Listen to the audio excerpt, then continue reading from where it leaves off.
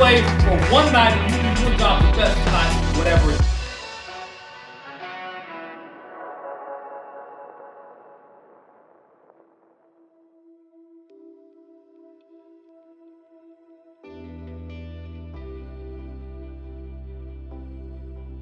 All right, here we go. I got 2 words for you today. 2 words, here they are. Go first. Go first. Now, how many times when we step onto the field, when we go into the game, does coach say to us, can we hear it in the back of our minds, set the tempo. Don't wait for the other team to decide how the game is gonna go. Instead, step out, go first and hit them in the face. Go first and score. Go first in strike. Go first and determine how the game will go. Don't wait for permission to play your game. Instead, go out and assert yourself. Has anybody ever heard anything like that? We've all been there. And we hear it again and again because we understand this foundational truth that in competition, when you wait for permission to play your game, you'll never get it. When you wait for permission to do and to execute your game plan, the other team is not going to allow you. So instead, you must go first. Put yourself out there. You must go first and set the tempo. You must go first if you want to win the game. Friends, what I want us to understand today is that truth is as true in leadership as it is on the field. Make no mistake, my friends, you are a leader.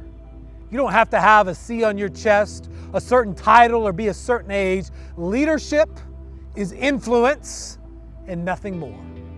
And we all have influence over other people. There are people who look up to you that would never listen to me. There are people who I am able to influence that you will never meet. We all have influence and we all are leaders in different ways and different stages of our lives. And I want to challenge you today, understand that if you wait for permission to exercise your leadership, you will never get it. If you wait for permission to go and to serve, if you wait for permission to go and to help, if you wait for permission to go and set the tempo in the locker room, you will never get it. And as a result, you will lose. I might challenge you today to make serving one another a competition. We say all the time, competition fuels growth. And when you compete to serve one another, what happens is you begin to grow. I'm gonna compete to outserve you in the weight room. What does that look like? I'm gonna be the first to put up the weights once we finish the workout. You're not gonna put more weights up than me. I'm gonna make them tidier. I'm gonna make them straighter. I'm gonna compete to make sure that we keep the locker room clean. I'm gonna compete to make sure that I am pushing myself in the workout. I'm gonna compete to make sure that I'm handling business in the classroom. I'm gonna compete because I know that everything that I do to make the team better is a service to the team. How often do we think that service is just about doing for other people? That service is just about doing for someone else so they don't have to do for themselves. And there's a part of that is service. But service is much more than that. See, service is really a sense of helping someone become that which they can become. The weight room, the classroom, the locker room. When I serve my teammates, I am doing what I can do to help my team become what we can become. When I serve on the field, when I give up a position, an at-bat, when I let someone else do and step in because I know that they can do better for the team than I can, I am serving the team. The team can become what they can become. When we have this mentality and we go first with this, what happens is it sets the tempo in the locker room. It sets the tempo beyond the scoreboard. Now all of a sudden we begin to grow as a team. If we get it in the locker room, well, we can get it in life. Professional volleyball player Gabby Reese said this: I always say that I go first.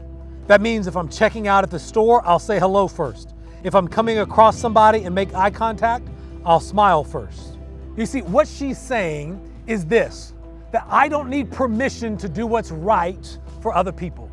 I don't need permission to stand up and to be who I know I can be. I don't need permission to lead. I don't need permission to serve. Instead, I'm just gonna go first and do it. And when you have that mentality, it changes what's possible for those around you. I think about Roger Bannister, the first person to ever run a 4-minute mile. Before he did it, people said it is impossible to run a sub 4-minute mile. They said it is humanly impossible. Nobody can do it. And then he did it. He went first. He didn't wait for permission. Had he waited for permission, it never would have come. He never would have broke that barrier, but he did. And once he went first, what happened?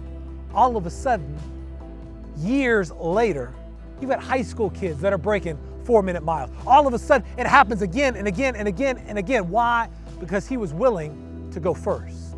He didn't wait for permission. Instead, he just did it. By doing it, he changed what was possible for others.